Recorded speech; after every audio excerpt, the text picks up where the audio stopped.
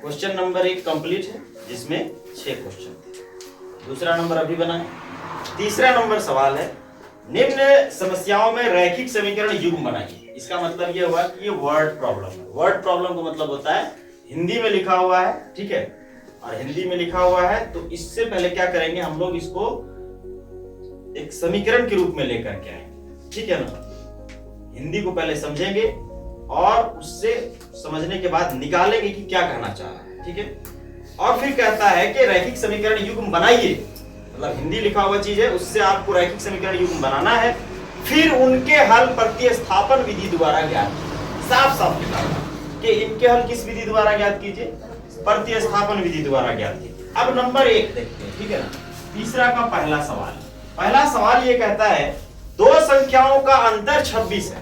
दो संख्याओं का अंतर क्या है, एक होता है अंतर, एक होता है योगफल। अंतर मतलब क्या होता है, अंतर का मतलब होता है घटाना, ठीक है ना।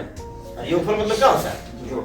तो दो संख्याओं का अंतर 26 है, मतलब कोई भी दो संख्या है, हमको नहीं पता कि क्या है वो दो संख्या, ठीक है ना, उसका अंतर 26 है और एक संख्या दूसरी संख्या की 3 गुनी है। दूसरा कंडीशन, पहला कंडीशन कि दो संख्याओं का अंतर 26 है और दूसरा कंडीशन कि भैया एक संख्या दूसरी संख्या की 3 गुनी है, उन्हें ज्ञात कीजिए। उन्हें ज्ञात कीजिए मतलब संख्या को क्या कीजिए, ज्ञात कीजिए। तो जो चीज पता नहीं होता है तो मैथ में क्या नियम, हम लोग मैथ में मानते हैं, ठीक है ना।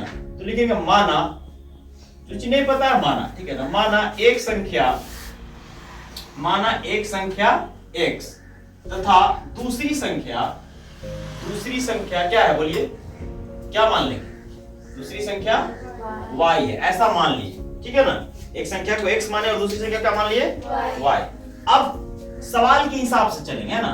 तो प्रश्नानुसार, ठीक है, प्रश्नानुसार सवाल के हिसाब से क्या कहता है, सुनिए कि दो संख्याओं का अंतर 26 है, मतलब एक संख्या तो x है और दूसरी संख्या क्या है, y है।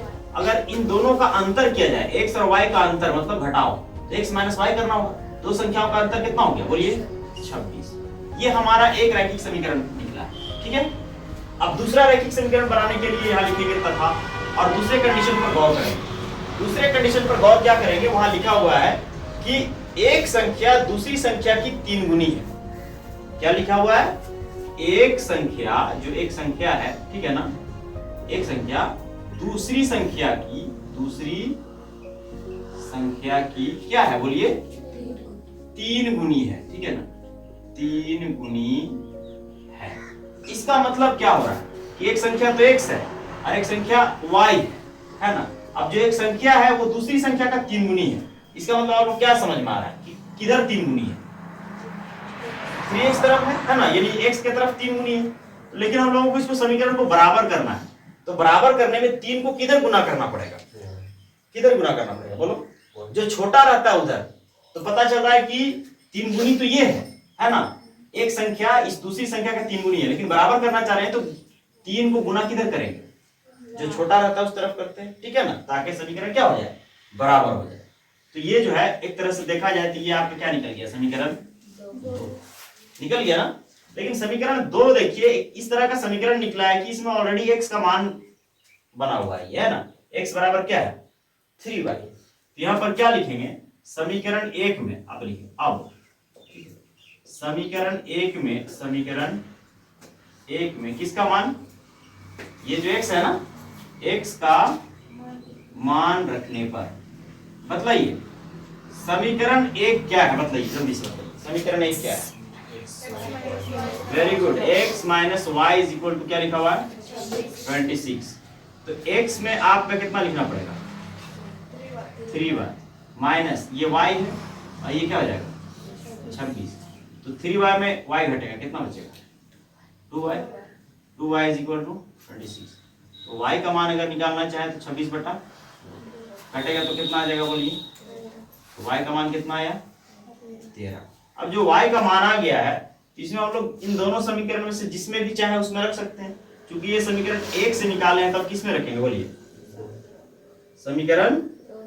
समीकरण 2 में y का क्या करने पर, मान रखने पर, बताइए समीकरण 2 क्या है, x बराबर 3y है। x बराबर 3 इंटू वाई का मान क्या आ गया है, 13 आ गया है। तो तो x बराबर 13, तो ये कितना हो जाएगा 49। इस प्रकार हमें पता चला है ना। अतः पहली संख्या या लिखेंगे एक संख्या,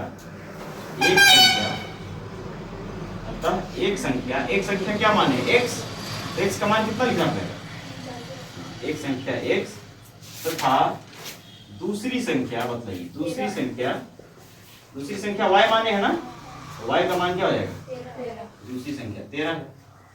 हो गया। अरे कुछ दमखम नहीं रहता है, ठीक है जी, कुछ दमखम रहता ही नहीं है। थोड़ा थोड़ा सा जो जान रहे हैं, जिनको पता है प्रतिस्थापन कैसे हल होता है, उसको सिर्फ इतना पता करना रहेगा कि हम कैसे समीकरण को निकाल सकते हैं। जो वर्ड प्रॉब्लम दिया हुआ है उसको हल करके समीकरण युग्म कैसे बनाएं कि उससे x और y का मान आसानी से निकाल सकते हैं। दो चरों का मान आसानी से निकालने के लिए सबसे पहले समीकरण युग्म को निकालना पड़ता है, जिसके लिए क्वेश्चन को अच्छे तरीके से समझना आना चाहिए। ठीक है।